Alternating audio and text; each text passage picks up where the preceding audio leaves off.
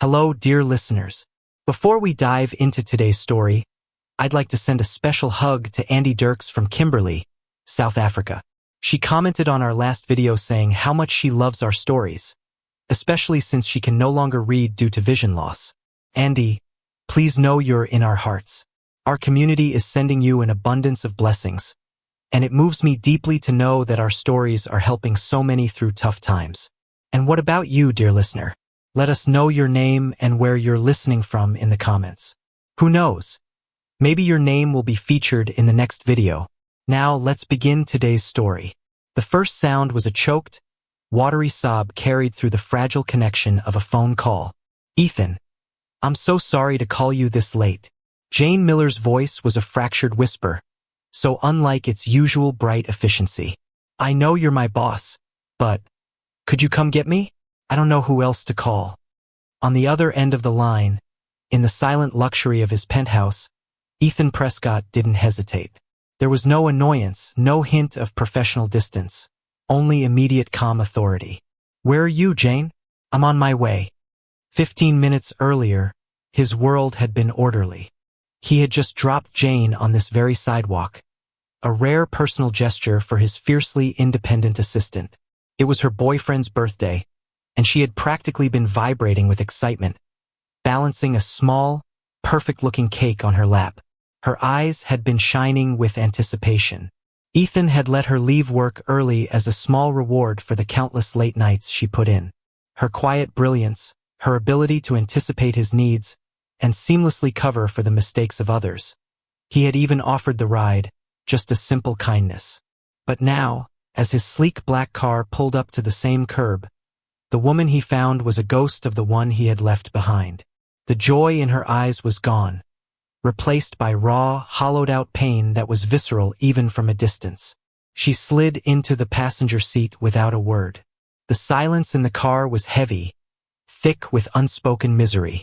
Her eyes were red and swollen, her hands clenched tightly in her lap. The cake box was gone. Ethan pulled away from the curb. The car's engine hummed low and unobtrusive as he drove through the glittering city streets, respecting her silence, not daring to intrude on her private grief with clumsy questions. He was a man who solved problems, but this was a wound, and he had no idea how to begin to mend it. He was about to ask the perfunctory question, "Should I take you home?" when her voice, fragile as glass, broke the quiet. "He wouldn't open the door," she whispered, her gaze fixed on the blur of lights outside the window. "I rang and rang. I knew he was home. I could hear the music." She took a shaky breath, the sound of her carefully constructed world shattering. "I went around to the side window, the one in the kitchen. I just wanted to see. I saw her. There was a woman in the kitchen. She was wearing his shirt." The confession landed in the silent car with the force of a physical blow. It was a simple statement, but it held a universe of betrayal. Ethan's hands tightened on the steering wheel, a surge of protective white-hot anger rising in him on her behalf. Anger at the faceless man who had so carelessly broken this bright, dedicated woman. But he said nothing, just continued driving until he pulled up in front of her modest apartment building. He put the car in park, the engine idling softly. The silence returned, but it was different now. It was charged, intimate. He finally turned to look at her.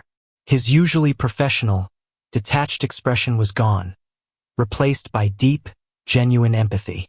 His voice, when he spoke, was low and firm, a stark contrast to the storm of anger he felt inside. "You deserve better, Jane." The words hung in the air between them, a simple, powerful truth. In the quiet intimacy of the car, surrounded by the sleeping city, a line had been crossed. The space was no longer defined by their roles, but by a sudden, undeniable current of electricity, a shared moment of vulnerability that changed everything. 30 minutes later, Jane was cocooned in the hollow comfort of her small apartment. The television was on, its forced laughter from a sitcom a pathetic attempt to drown out the sound of her own ragged sobs. A half-eaten tub of ice cream sat melting on the cushion beside her, a cliché she was too heartbroken to resist. She was adrift in a sea of misery. The words, "She was wearing his shirt," played on a cruel, endless loop in her mind. Her phone buzzed on the coffee table, the sound jarring in the quiet room. She ignored it. It buzzed again.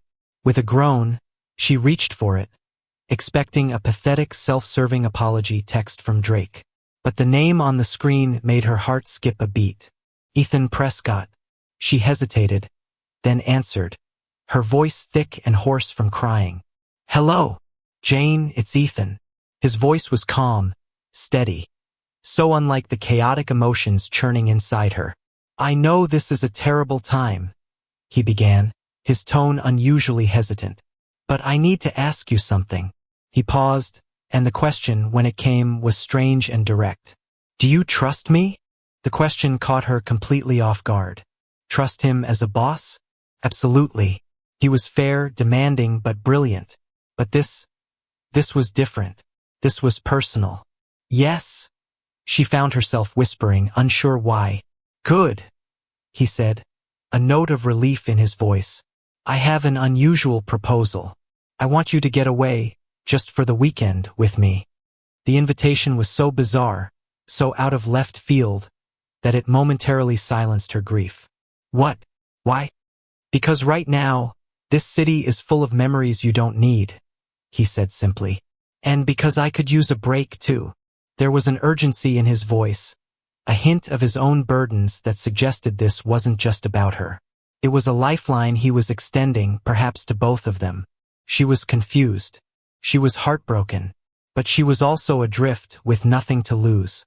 The thought of staying in her apartment, drowning in memories of Drake, was unbearable. Okay, she said, the single word a leap of faith into the unknown. Pack a bag for a warm climate, he instructed before hanging up. An hour later, he was at her door. He didn't take her to the commercial airport. Instead, the sleek black car purred its way to a private hangar, where a small, elegant jet sat waiting on the tarmac, its engines humming softly. The sheer scale of his wealth, something she intellectually knew but had never truly witnessed, hit her with full force. During the flight, as the lights of the city receded below them, she finally found the courage to ask the question that had been burning in her mind. Ethan, really? Why are you doing this? He turned in his plush leather seat to face her, his expression serious. Because, Jane, he said, his voice low and sincere, for months, I've watched you work. You're brilliant. You're dedicated. And you're the only person in my entire orbit who doesn't seem to care that my last name is Prescott. You see the work, not the wealth. He paused, his gaze dropping for a moment. And I know what betrayal feels like. I know how it can hollow you out. No one should have to go through that alone. The confession, so personal and unexpected, created a new, intimate tension between them. They landed at a small private airstrip as the sun was rising, the air warm and scented with salt and citrus. A car took them to a secluded villa nestled in the hills overlooking the sparkling blue of the Italian coast. It was his personal refuge, a place of breathtaking beauty and absolute privacy. The next day, in an attempt to clear her head, they went for a hike along a rugged coastal path. The beauty of the landscape was a soothing balm on her raw emotions. But as they navigated a steep, rocky section, her foot slipped. A sharp, searing pain shot up her leg and she cried out, collapsing to the ground. Without a word of hesitation, Ethan was there. He knelt, his hands gently probing the rapidly swelling joint. It's sprained, he diagnosed, his touch surprisingly gentle. Before she could protest or even process what was happening, he scooped her into his arms. Her own arms instinctively wrapped around his neck for balance. She was suddenly shockingly aware of his strength, of the solid wall of his chest, of the clean, masculine scent of his skin. He carried her as if she weighed nothing, his steps sure and steady on the uneven path. Back at the villa, he gently set her down on a sofa, his face a mask of concern. He worked with a quiet efficiency, retrieving ice, wrapping her ankle with a practiced, gentle touch that sent shivers up her spine. He was kneeling before her, his focus entirely on her injury, his brow furrowed with a concentration that was deeply, unexpectedly intimate. The proximity, the quiet care, The sheer physicality of him being so close made the air thick and hard to breathe. The professional line between them had not just been crossed. It had been completely and utterly obliterated. And in its place was a raw, undeniable attraction that neither of them could possibly ignore. Confined to the villa with her ankle propped up on a mountain of plush cushions, Jane quickly grew restless. The breathtaking view from the terrace lost its charm, and the silence of the house became a heavy blanket. Ethan, meanwhile, was a man possessed. He was tethered to his laptop, pacing the length of the living room, his face a mask of intense stress. He was on a series of video calls, his voice sharp and demanding. The words Project Omega echoed through the villa. Jane gathered from the snippets of conversation that it was the biggest, most important software launch in his company's history. A project that would either solidify his legacy or shatter his reputation. "I'm going out of my mind with boredom," she finally said during a break in his calls. "Is there anything I can read?"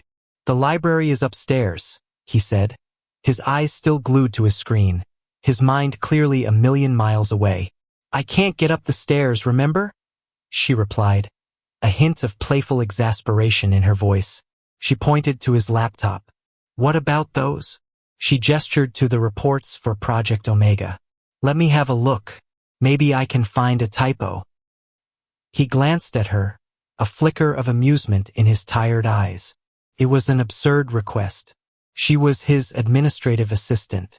The documents were filled with complex algorithms, predictive models, and dense lines of code that were Greek to most people. But he was distracted, and she was clearly desperate for a distraction.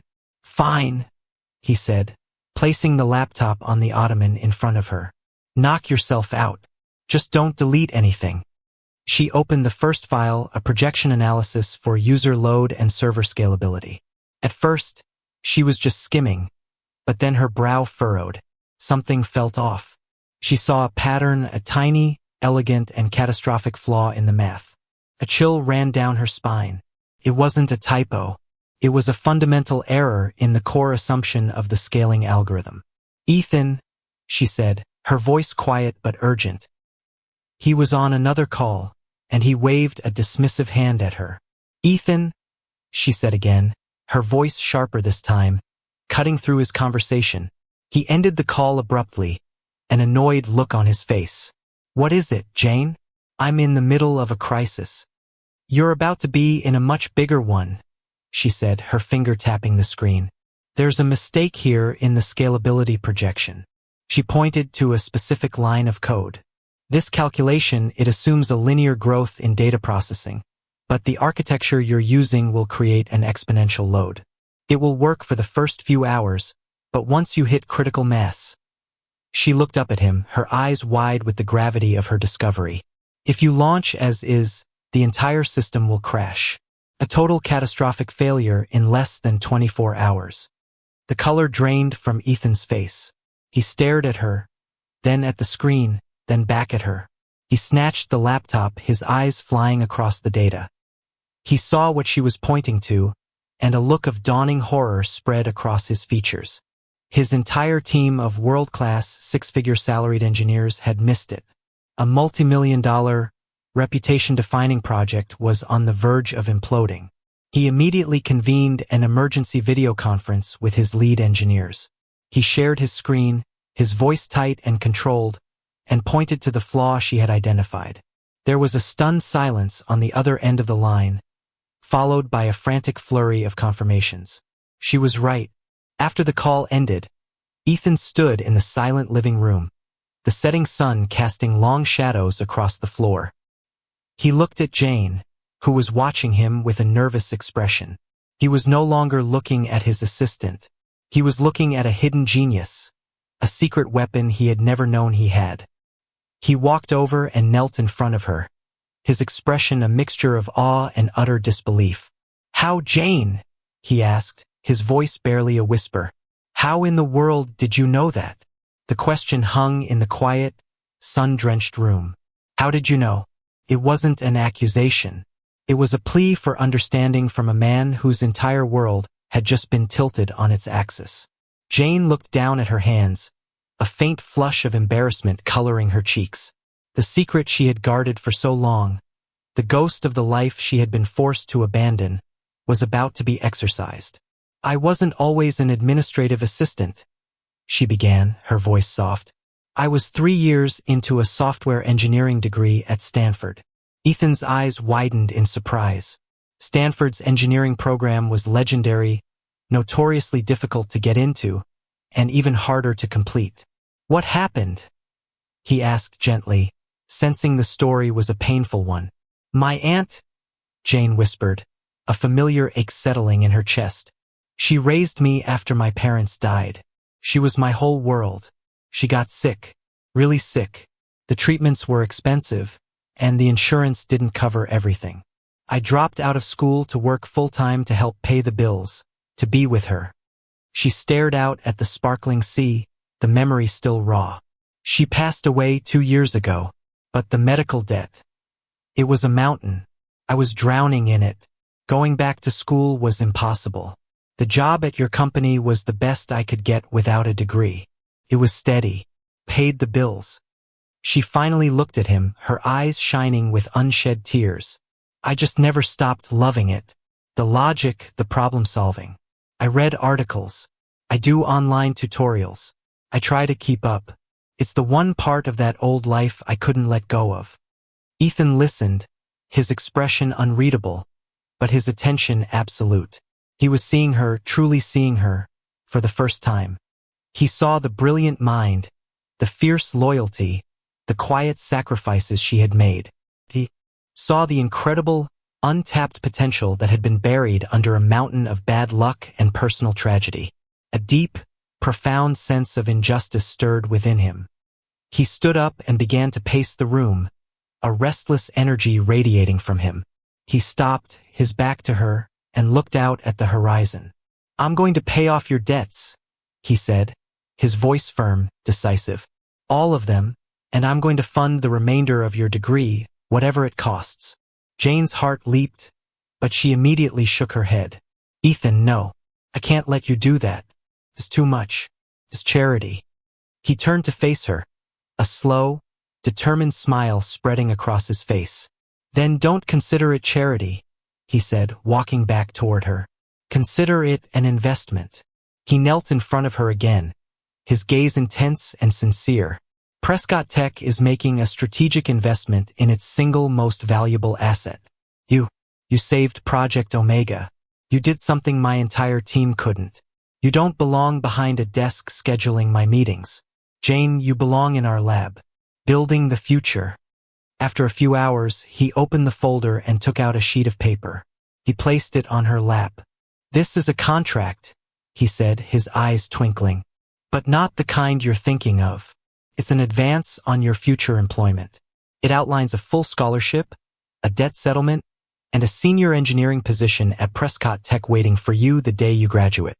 She stared at the folder, speechless. Her hands trembled as she opened it. It was all there in black and white. A future she thought had been stolen from her, handed back to her, not as a gift, but as something she had earned. He wasn't saving her. He was recognizing her. He was betting on her.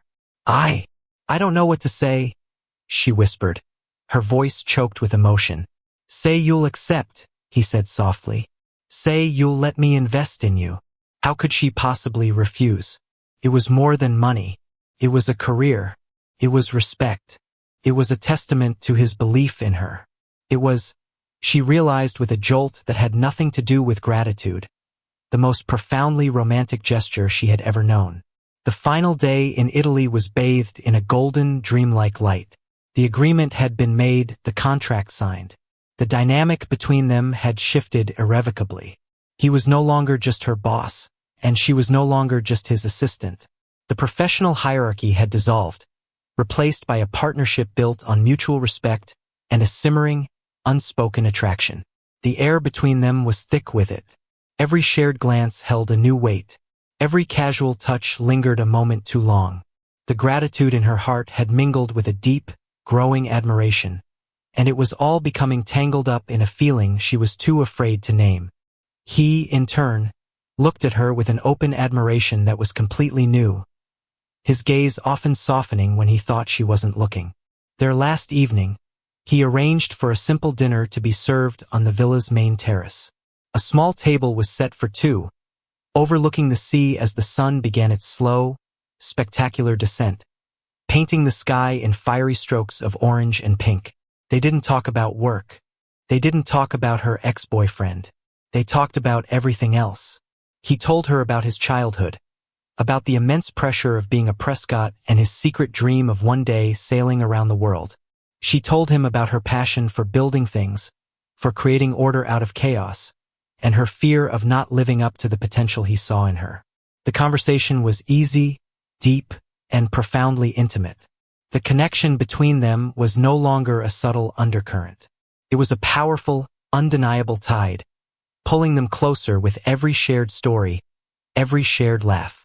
As darkness settled, leaving them in the soft glow of a few flickering candles, a comfortable silence fell between them.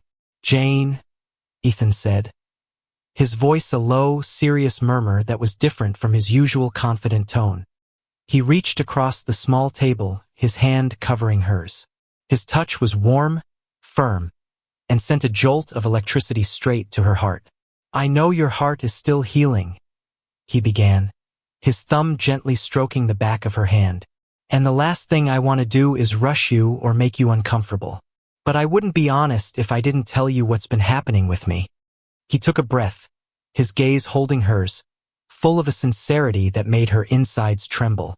"From the first day you walked into my office, I saw something special, a light, a brilliance you tried to hide.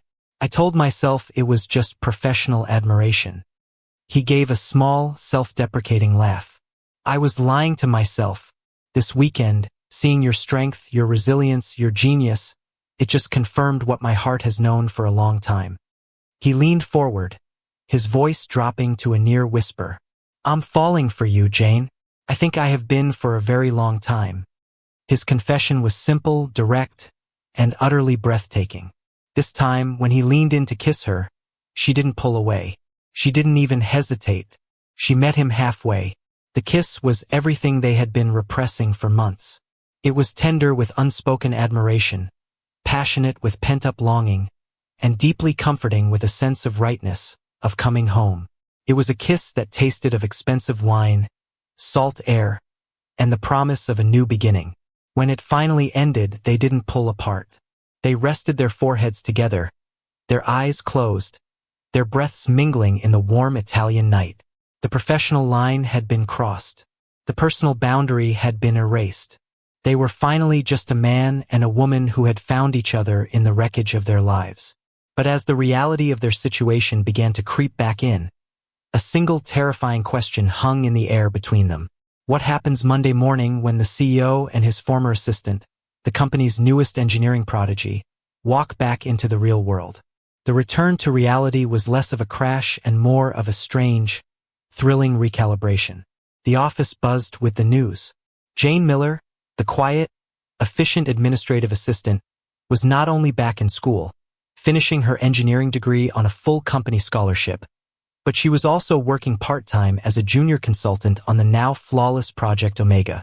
Her relationship with Ethan was their secret, a fragile, beautiful thing they nurtured in quiet moments. Shared smiles across a crowded conference room. Late nights working side by side in his office that ended with soft stolen kisses. Weekends spent far from the corporate world. Jane was happier than she had ever been. She was intellectually stimulated. Her future was bright, and she was falling deeper in love with a man who saw and valued every part of her. A few weeks into her new life, an email landed in her university inbox. It was from a man named Ronald Sterling, identifying himself as an angel investor and head of Sterling Innovations. "Dear Ms. Miller," the email read, "I have been following the recent buzz around Prescott Tech's Project Omega. Through my sources, I've learned of the pivotal role a brilliant young mind played in saving it from disaster. I make it my business to identify and nurture emerging talent. I would be honored if you would join me for lunch to discuss your future." Jane's heart swelled with pride. Someone outside of Ethan's circle had recognized her contribution. It was validation. Flattered and seeing no harm in it, She accepted the invitation. She didn't know that Ronald Sterling wasn't just an investor. He was Ethan's most ruthless rival, a man known for corporate espionage and poaching top talent. They met at a chic minimalist restaurant downtown. Ronald was charming, impeccably dressed, and praised her work with a sincerity that felt intoxicating. "You have a rare gift, Jane," he said, leaning forward. "Which is why I'm concerned. I've seen this story before. A brilliant junior saves the day, and the man at the top takes all the credit." "That's not what's happening," Jane said quickly, a defensive edge to her voice. "Ethan has been incredibly supportive." "Supportive?" Ronald chuckled, a smooth, condescending sound. "He's paying your tuition, Jane. You saved him from a multi-million-dollar catastrophe. A scholarship isn't an investment. It's a muzzle. It's the cheapest possible way to keep you quiet and loyal while he accepts the awards and the accolades for your discovery." He shook his head, a look of faux pity on his face. "You deserve better. You deserve to be the name on the project, not a footnote in his success story." Jane felt a prickle of unease. She defended Ethan, insisting he wasn't like that, but Ronald's words were insidious, a drop of poison in the well of her newfound happiness. The seed of doubt had been planted. She didn't know that, sitting at a table across the restaurant, partly obscured by a large plant, was Mark, Ethan's trusted chief of staff. He watched the animated conversation between Jane and his boss's arch-nemesis. With a small, triumphant smile, he discreetly raised his phone, angled it, and snapped a picture. The photo was a masterpiece of misinterpretation. It captured a moment where Jane was leaning forward, listening intently, and Ronald was smiling, his hand resting on the table near hers. It looked intimate, conspiratorial. Mark immediately sent the photo to Ethan, adding a single devastating line of text. "I think we have a problem. Your protege is having a very friendly lunch with Ronald Sterling." The image on Ethan's phone screen was a punch to the gut. Jane, Ronald Sterling, leaning in close, smiling. The context didn't matter. The visual was a betrayal in itself. All his old demons, the ghosts of past betrayals by people who only wanted his name or his money, rose up with a vengeance. The trust he had so carefully, so tentatively placed in her felt like it was shattering. And behind it all was the insidious whisper of Mark's feigned concern. When Jane walked back into the Prescott Tech offices later that afternoon, her mind still wrestling with the doubts Ronald had planted, she found Ethan waiting for her. He wasn't in his office. He was standing in the middle of the open-plan workspace, his posture rigid, his face a cold, unreadable mask. "My office now," he said, his voice devoid of all warmth. It was the voice of her CEO, not the man who had kissed her under the Italian stars. A knot of dread tightened in her stomach. She followed him into the glass-walled office, and he shut the door behind them, the quiet click echoing the sudden closing of his heart. He didn't yell. He didn't raise his voice. What he did was infinitely worse. He was cold, clinical, and dripping with a disappointment that felt like acid. He held up his phone, displaying the picture Mark had sent. "Explain this, Jane." She stared at the photo, her mind struggling to process the implication. I had lunch with an investor, Ronald Sterling. He reached out to me. He said he was impressed with my work." "Your work?" Ethan interrupted, a bitter, humorless laugh escaping his lips. "Or my work? Did he want to talk about your future, Jane? Is that what this was about?" He was parroting the poison Mark had been feeding him for weeks. "He was just offering advice," she stammered, feeling defensive, cornered. "Advice?" Ethan's voice was dangerously low. "Or an offer? Did he offer you more, Jane? A bigger check? A title? Is that what this is? After everything I've done for you, after I gave you a future, you were sitting there smiling, selling yourself to my biggest rival." The accusation, so baseless and cruel, struck her like a physical blow. He wasn't just questioning her loyalty. He was questioning her very character. He was reducing their entire relationship, his investment in her, to a simple transaction, the very thing Ronald had accused him of. "Sell myself?" she whispered, her voice trembling.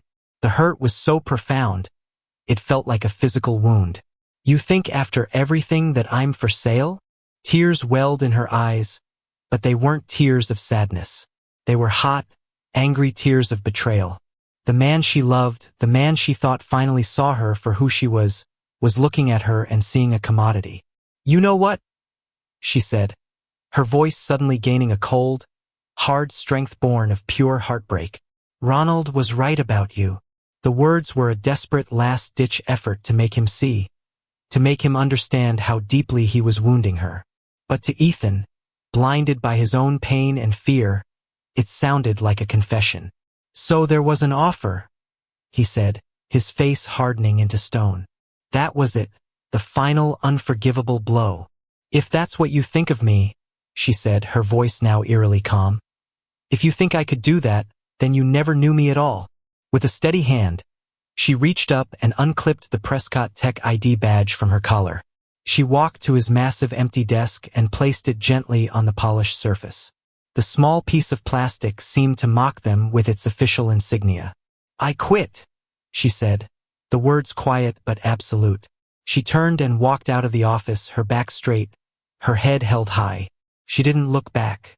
She left him standing alone in his glass fortress, with her badge on his desk like a tombstone for the trust he had just killed. The silence he was left with was no longer just quiet. It was the deafening sound of his own heartbreak. The days that followed were a silent, gray hell for Ethan. The office felt hollow, his work meaningless.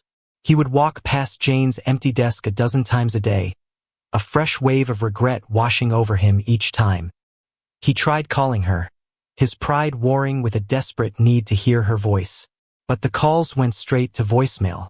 He had built a wall of suspicion and accusation, and now he was trapped behind it, completely alone. His focus on work shattered. Project Omega, once his singular passion, now felt like a monument to his failure. He was distracted, irritable, and his performance suffered. Mark, his ever-present chief of staff, was a model of feigned sympathy. Don't worry, Ethan, he'd say, placing a hand on his shoulder. She wasn't who you thought she was. It's better you found out now. Each word of comfort was another twist of the knife. A week after Jane left, a real crisis hit. A senior engineer rushed into Ethan's office, his face pale. There's a problem with the Omega source code, the engineer said, his voice tight with panic. A critical data file has been corrupted. It's the final build for the launch next week. We have backups, but we've lost days of optimization work. It's a major setback. A cold dread trickled down Ethan's spine. Corrupted file. It was too specific, too targeted to be a random glitch. Felt like sabotage. His first gut-wrenching thought was a flash of Jane's face, immediately followed by a wave of self-loathing. No. He couldn't let his mind go there again. I want a full diagnostic, Ethan commanded, his voice sharp, the CEO in him taking over. I want to know who accessed that file, from where, and when. Get our cybersecurity team on it now. He spent the next few hours pacing his office like a caged animal, while his top security analysts dug through server logs and access protocols. The initial report came back, and it made his blood run cold. The file corruption wasn't an accident. It was a deliberate deletion, followed by an unauthorized data transfer to an external encrypted server. The transfer had occurred just minutes after his confrontation with Jane. It was a setup. The timing was too perfect. Someone wanted it to look like she had stormed out and, in an act of revenge, sabotaged the project on her way out the door. Trace the transfer, Ethan ordered, his voice dangerously quiet. I don't care what it takes. Find out where that data went. The cybersecurity team worked through the night, peeling back layers of encryption and rerouted IP addresses. The next morning, the head of the team walked into Ethan's office and closed the door. We found it, he said, his expression grim. The digital trail was expertly hidden, but we traced the final destination. He slid a tablet across the desk. On the screen was the address of the server that had received the stolen data. It wasn't a random hacker server. It belonged to Sterling Innovations. Ethan felt a surge of white-hot rage. Ronald. But how? He needed an inside man. Who initiated the transfer? Ethan asked, his voice a low growl. Which terminal did it come from? That's the strange part, the analyst said. The access credentials used were yours, Ethan, but the transfer wasn't initiated from your terminal. It was routed through a different workstation on the executive floor. He pulled up another screen. Workstation 7B. Ethan's blood turned to ice. He knew exactly who sat at workstation 7B. He found Mark in the break room, pouring a cup of coffee, a smug, satisfied look on his face. Ethan walked up to him, his movements unnervingly calm. Mark, he said, his voice soft. Ethan, just the man, Mark said, a fake warmth in his voice. I was thinking we should. It was you? Ethan interrupted, his voice dropping to a deadly whisper. Mark froze, the coffee cup halfway to his lips. What are you talking about? The file. The transfer to Sterling's server. Came from your workstation. The color drained from Mark's face. He was caught in a digital trap he thought was foolproof. He started to stammer to deny it, but the look in Ethan's eyes, a look of cold, absolute fury, silenced him. Cornered and exposed, Mark confessed everything. He had been on Ronald's payroll for months, feeding him information, waiting for the right moment to sabotage Project Omega from the inside. Jane discovering the original flaw had been an unforeseen complication. She had become a threat. The plan to frame her was Ronald's idea. A brilliant, cruel way to neutralize the threat she posed, shatter Ethan's morale, and clear the path for Sterling Innovations to dominate the market. The truth was a physical blow. It knocked the air from Ethan's lungs. He hadn't just been wrong about Jane. He had been a pawn. He had been manipulated into becoming the weapon used against the one person he loved, accusing her of the very betrayal that was being perpetrated by the man standing right next to him. He had hurt her. He had broken her trust. And he had done it all while she was being set up as the scapegoat for a crime she had, in fact, prevented. The depth of his failure was absolute. And now she was gone. Months passed. For Ethan, they were a blur of damage control, legal battles, and a deep, gnawing emptiness. He fired Mark, sued Ronald for corporate espionage, and managed to launch Project Omega successfully. But the victory felt hollow. Every accolade, every glowing press mention was a bitter reminder of the woman who should have been by his side, sharing the triumph. He had her scholarship money transferred to an untouchable trust, but he knew it was a hollow gesture. He had broken something far more valuable than a contract. For Jane, those same months were a period of painful, transformative rebirth. The first few weeks after she left were a haze of heartbreak and disillusionment. She had retreated to her small apartment, the silence a constant reminder of her loss. The pain of Ethan's accusation was a sharper wound than Drake's infidelity had ever been. Drake had betrayed her love. Ethan had betrayed her very essence. But Jane Miller was not a victim. She was a builder. She was a problem solver. One morning, staring at her own tear-streaked reflection in the mirror, she remembered the feeling of utter helplessness after her breakup with Drake, the confusion and the loss of self-worth. She thought about the countless other women who must feel that same way after a heartbreak, a job loss, or any of life's brutal setbacks. An idea sparked, a solution to a problem she refused to be defeated by. Using the small savings she had painstakingly accumulated and a modest personal loan from a credit union, touching the trust Ethan had set up, she got to work. She wasn't just an engineer. She was a woman who understood the intricate architecture of a broken heart. She poured all her pain, her brilliance, and her empathy into a new project. It wasn't a massive corporate undertaking. It was something deeply personal. She spent her days in coffee shops coding furiously and her nights sketching out user interfaces. She interviewed therapists, nutritionists, and fitness coaches. The result was Bloom. It wasn't just another wellness app. It was a holistic, empathetic companion for women navigating difficult life transitions. It combined guided meditations for healing, personalized fitness plans to rebuild strength, nutritional advice for self-care, and most importantly, a secure, anonymous community forum where women could share their stories and support one another. The interface was intuitive, the design was beautiful, and the core philosophy was one of compassion, not competition. She launched it quietly with no marketing budget, relying only on word of mouth, and it exploded. Started as a trickle, then became a flood.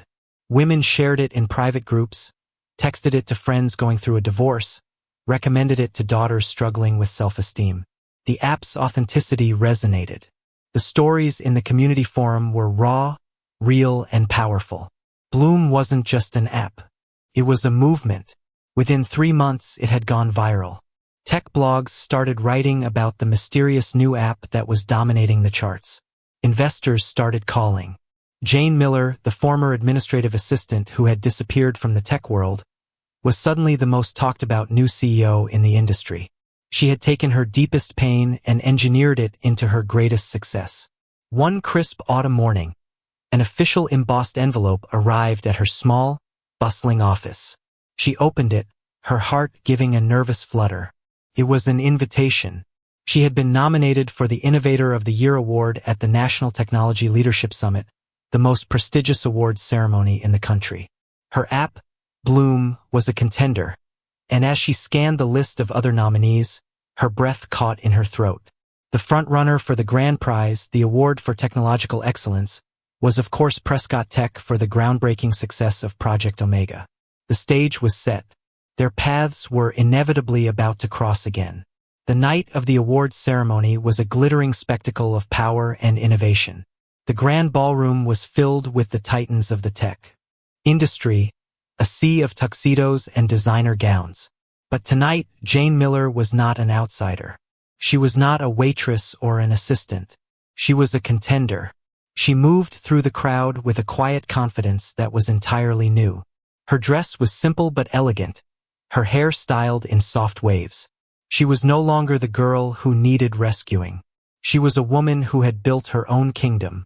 She exuded a calm, centered strength that turned heads more than any flashy jewelry could. Then she saw him. He was across the room, surrounded by a circle of industry heavyweights, but he seemed distant, his smile strained. Their eyes met across the crowded ballroom, and for a moment, the entire world seemed to fall away. The noise, the music, the people. It all faded into a dull hum. In his eyes, she saw a cocktail of emotion so potent it made her breath catch. Regret, admiration, and a deep, aching longing. The crowd around him seemed to part, and he began walking toward her. Each step he took felt deliberate, momentous. The inevitable reunion was happening. He stopped a few feet in front of her, a respectful distance. He looked older, more tired than she remembered. The weight of the past few months etched into the lines around his eyes. "Jane," he said, his voice low, almost rough. "You look incredible." "So do you, Ethan," she replied, her voice cooler and more steady than she felt. "Congratulations on the success of Project Omega." "It should have been your success too," he said immediately, the regret in his voice raw and undisguised. He shook his head as if words were failing him. "I'm sorry, Jane. I know that's not enough. I know it doesn't fix anything, but I need you to hear it." The sincerity in his eyes was a sharp pang in her chest. She saw the man she had fallen in love with, not the cold accuser from that terrible day. "I'm going to make it right," he continued, his gaze intense. "Tonight." Before she could ask what he meant, a booming voice from the stage announced the final, most prestigious award of the evening. And now, for the Award for Technological Excellence, an award recognizing the single most impactful innovation of the year. The nominees are... A drum roll began. The screen behind the stage flashed with logos.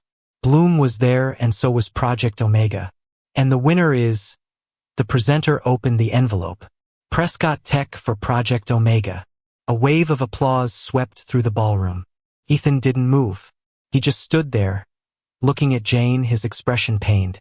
A colleague patted him on the back, urging him toward the stage.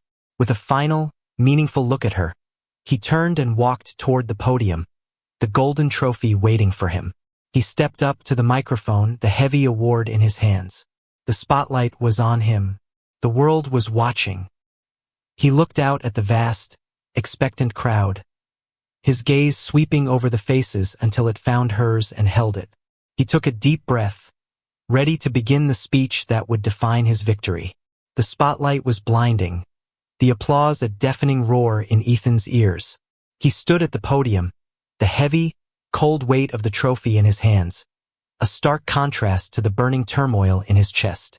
This was the pinnacle of his professional life, the culmination of years of work, the ultimate validation, and it felt completely, utterly hollow. He looked out at the sea of faces, but the only person he truly saw was Jane. She was standing near the back of the room, her expression a mixture of pride, pain, and guarded curiosity. This moment, he realized, wasn't about his victory. It was about his redemption. He cleared his throat, and the room fell into a hushed, expectant silence. "Thank you," he began, his voice steady, amplified throughout the grand ballroom. "Thank you to the committee, to my incredible team, and to everyone who believed in Project Omega." He paused, his gaze fixed on Jane. "But I cannot accept this award." A shocked murmur rippled through the audience. People shifted in their seats, whispering to their neighbors. On the stage, the presenters exchanged confused glances. Ethan ignored them. He leaned closer to the microphone, his voice dropping, but gaining an intensity that commanded the attention of every person in the room. "A few months ago," he continued, "Project Omega was on the verge of a catastrophic failure, a flaw buried deep in its code, a mistake worth hundreds of millions of dollars, was missed by my entire team of senior engineers. The project and my company's reputation were about to be destroyed." He let the confession hang in the air.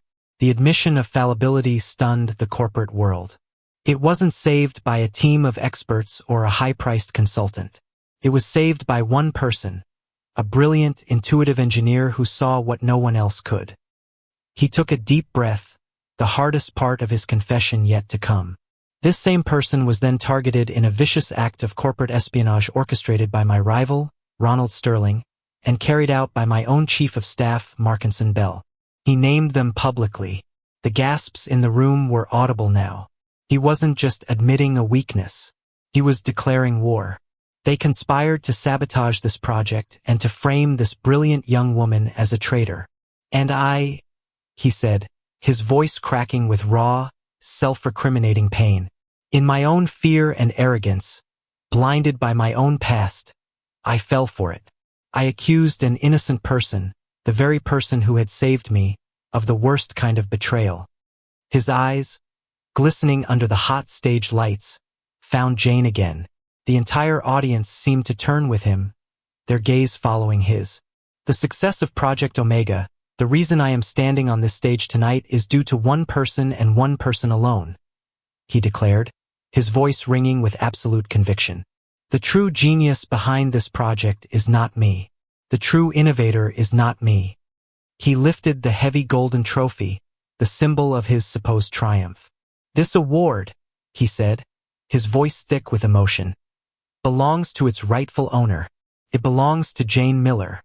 He didn't wait for the applause or the reaction. He stepped down from the podium, leaving a stunned and silent audience in his wake, and began to walk through the crowd. He walked with a singular purpose, his eyes never leaving her, the heavy trophy extended in his hands like an offering. The cameras, the reporters, the entire tech world, they all turned to focus on her. He was not just giving her an award. He was giving her the credit, the truth, and his public, unconditional apology. He stopped in front of her, the space between them electric, the golden trophy, a bridge between his world of regret and her world of newfound strength. For a heart-stopping moment, Jane was frozen, the weight of 1,000 pairs of eyes on her. The golden trophy, offered like a penitent's plea, gleamed under the ballroom lights. Her mind was a whirlwind of shock, vindication, and a pain so deep she had forgotten its shape. Then her instincts took over. With a quiet grace that belied the storm inside her, she reached out and took the award from his hands.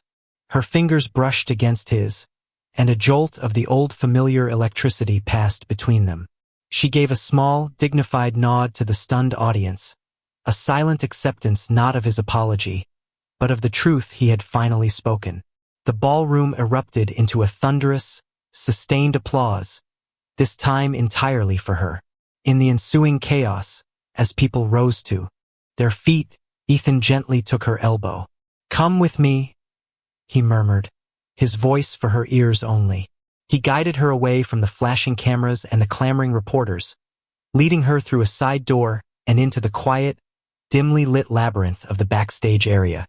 They found themselves alone in a small empty dressing room. The roar of the crowd was a distant, muffled sound. The silence between them was vast, filled with months of pain, misunderstanding, and unspoken longing. She placed the heavy award on a nearby table, the metallic clink unnaturally loud in the quiet room. "Why?" she asked, her voice a trembling whisper. "Why would you do that, Ethan? You could have destroyed your own reputation." "Because my reputation is worthless if it's built on a lie," he answered immediately, his voice raw with an honesty that stripped him bare. "Because the truth matters. You matter."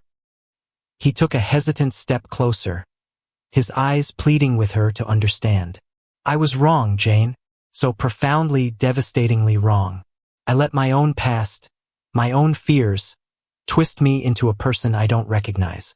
I doubted you, the one person in my life who has been nothing but loyal and true, and I will spend the rest of my life regretting it." The apology was simple, absolute, and completely without excuse. It was everything she needed to hear. "I love you," he said. The words were quiet, but they carried the weight of his entire soul. "I know I have no right to say that to you now. I know I might be too late, but I couldn't live another day without you knowing it. Without you knowing the truth of what's in my heart." He stood before her, stripped of his power, his pride, his defenses. He was just a man, flawed and broken, who had risked everything for a single chance to tell her the truth. The anger and hurt that had been her constant companions for months began to dissolve, washed away by the raw sincerity in his eyes. He had wounded her, yes, but he had also just publicly sacrificed his own victory for her honor. She thought of the lonely nights, the struggle to build her app, the fire that had been forged in the pain he had caused.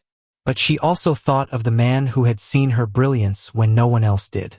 The man who had carried her when she fell. The man who had believed in her enough to invest in her future. Could she forgive him? Could she trust him again?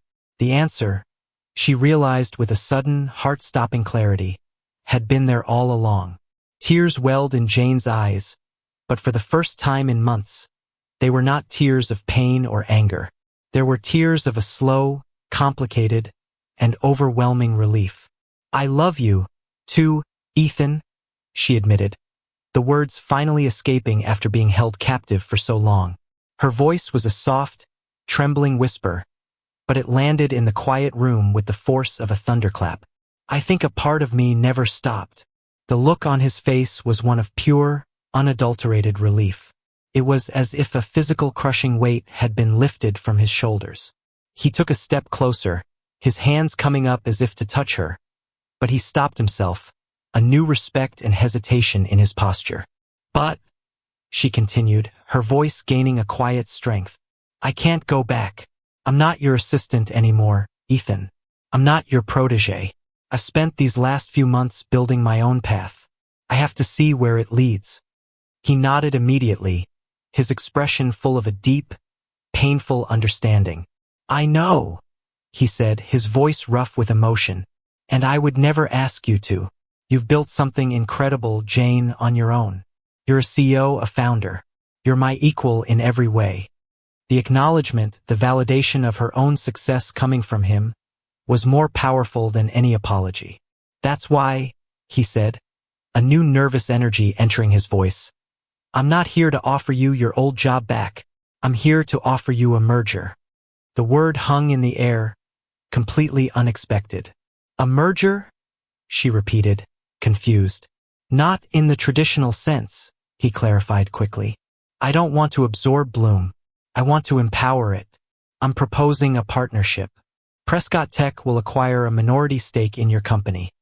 providing the capital and infrastructure to scale Bloom globally overnight. But you, he said, pointing at her, his eyes blazing with an intensity she hadn't seen since Italy. Remain the CEO. You retain full creative control. You run your company. You call the shots. He took a final step, closing the distance between them. He gently took her hands in his touch sending a familiar warmth through her. I don't want to save you, Jane, he said, his voice low and sincere. I don't want to be your boss. I want to build an empire with you as partners in business, and if you'll have me in life. She stared at him speechless. It was the most audacious, respectful, and breathtaking proposal she could have ever imagined. He wasn't trying to put her back in a box, even a gilded one. He was offering her a bigger stage, a louder microphone, and his unwavering support to help her amplify her own voice. He didn't want to own her success. He wanted to champion it. It was everything she had ever wanted. To be seen, to be valued, to be respected as an equal, to have a partner who didn't just love her, but who fundamentally believed in her. A slow, brilliant smile spread across her face. Mr. Prescott, she said, a playful, familiar light returning to her eyes. I believe we have a deal. 6 months later, the tech world was still buzzing. The merger of Prescott Tech and Bloom was the story of the year, a masterclass in modern partnership. It wasn't a hostile takeover or a quiet absorption. It was a true collaboration. With the full force of Prescott Tech's resources behind it, Bloom expanded globally at an explosive rate, helping millions of women and becoming a household name. And at the helm of it all were the industry's new power couple, Ethan Prescott and Jane Miller. Jane's new office was a testament to her journey.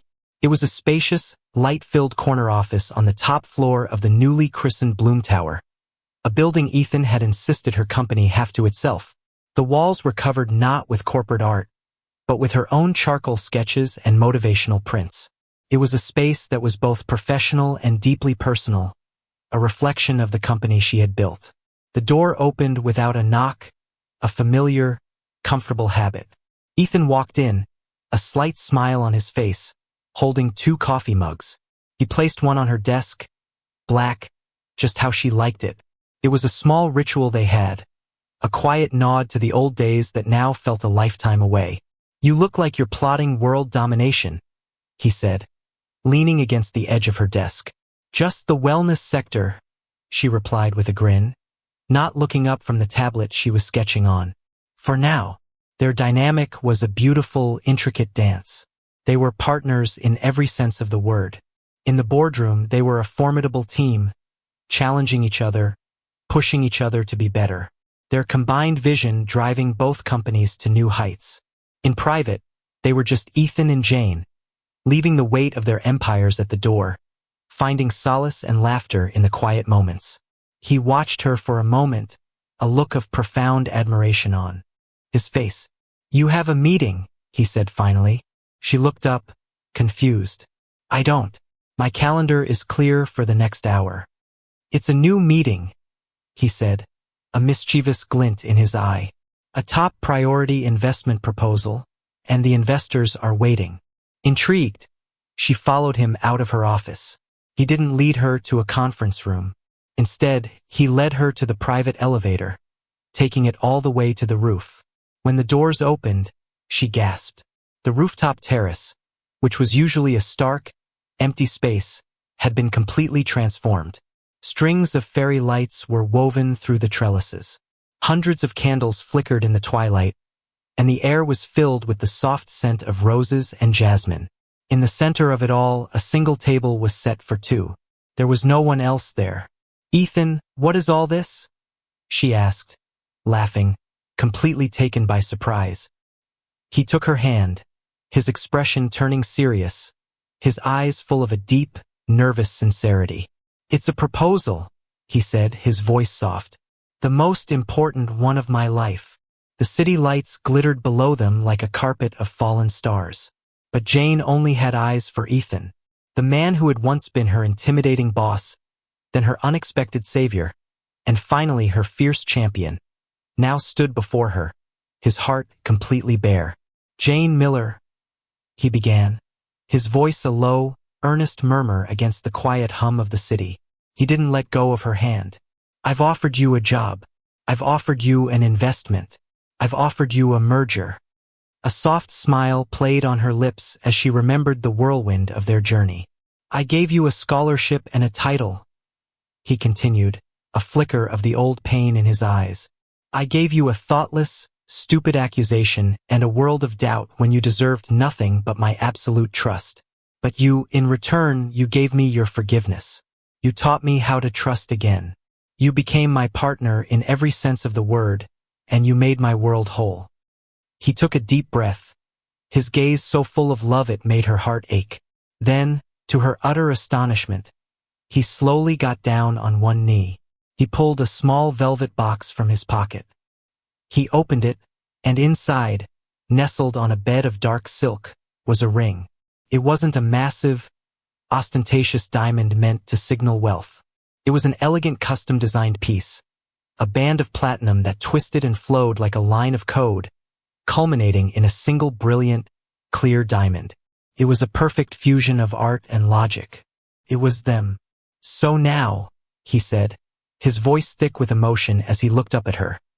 I want to offer you one last contract. The final one, it has no exit clauses, no stipulations, only a single binding promise. I promise to spend the rest of my life proving to you what I told you on that first terrible night, that you deserve better, that you deserve everything. You deserve a partner who will champion your brilliance, a love that is unconditional, and a lifetime of happiness.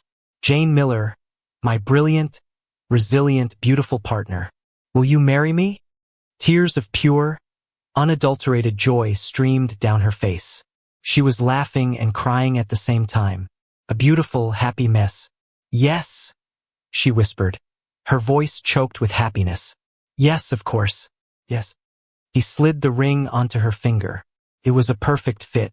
He stood up, pulling her into his arms and kissing her with all the passion, respect, and profound love that had grown between them.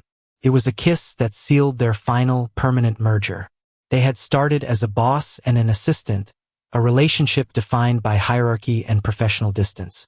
They had navigated betrayal, heartbreak, and doubt. But they had emerged not just as equals, but as two halves of a stronger whole. They were the king and queen of their own shared empire, one built not on the cold, hard logic of business, but on the resilient, unbreakable foundation of trust, forgiveness, and a love that had proven strong enough to fix anything.